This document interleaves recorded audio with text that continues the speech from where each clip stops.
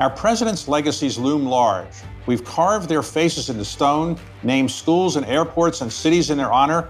But for historian Annette Gordon-Reed and journalist Jonathan Alter and the late Cokie Roberts, the stories of the women in our presidents' lives can teach us new lessons about the presidency and the nature of power. I'm David Rubenstein. All my life, I've been passionate about American history. I think that by learning from the past, we can better shape the future. I've spent years interviewing experts to learn more about the U.S. presidency and American power. In this series, I revisit these interviews and bring their stories to light.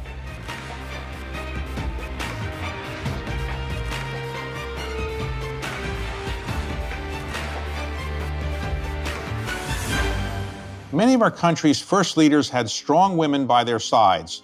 And despite their lack of official power, these women had a tremendous amount of influence and left a lasting mark on American history. Take the country's very First Lady, Martha Washington. As the late Cokie Roberts explains, she worked tirelessly on behalf of the patriot cause. I think that these women from the beginning have been very politically interested and have usually found some kind of cause. Martha Washington became very interested in the veterans, and she lobbied Congress for veterans benefits for the Revolutionary War veterans. And she would help her husband in many different ways? Yes, but she had to figure it out. Here we had just fought this war to fend off a monarchy, so we couldn't be too grand.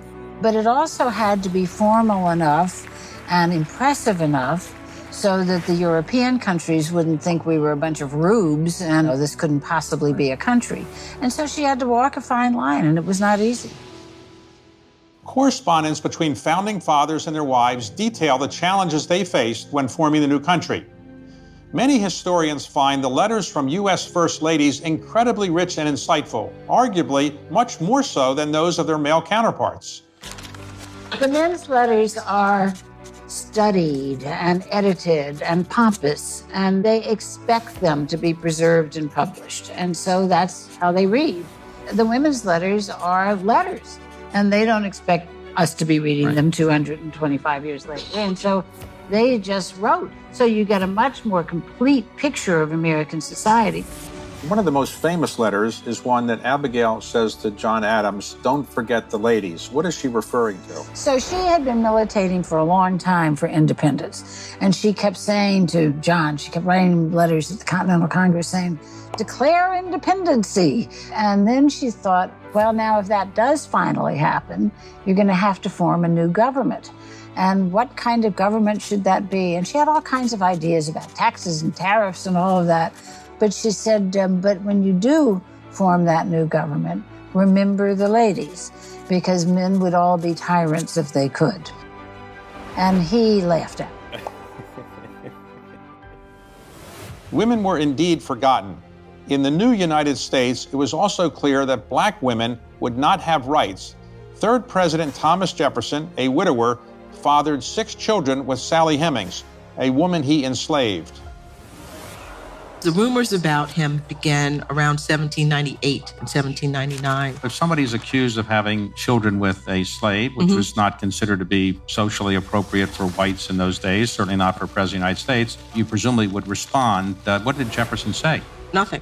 He was thinking, oh, if I'm okay on the public side, this private stuff, that's not anybody's business.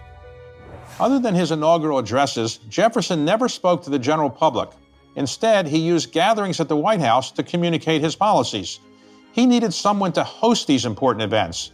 Jefferson turned to the wife of his Secretary of State, Dolley Madison.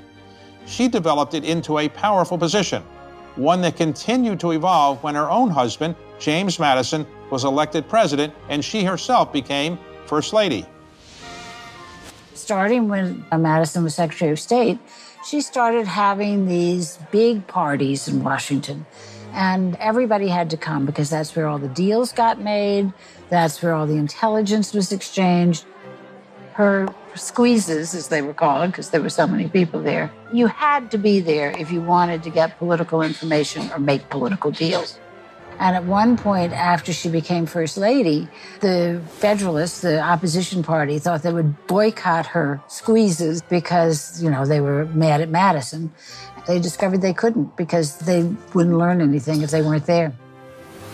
Dolly Madison was such an influential political figure, her career went on long after her husband's death.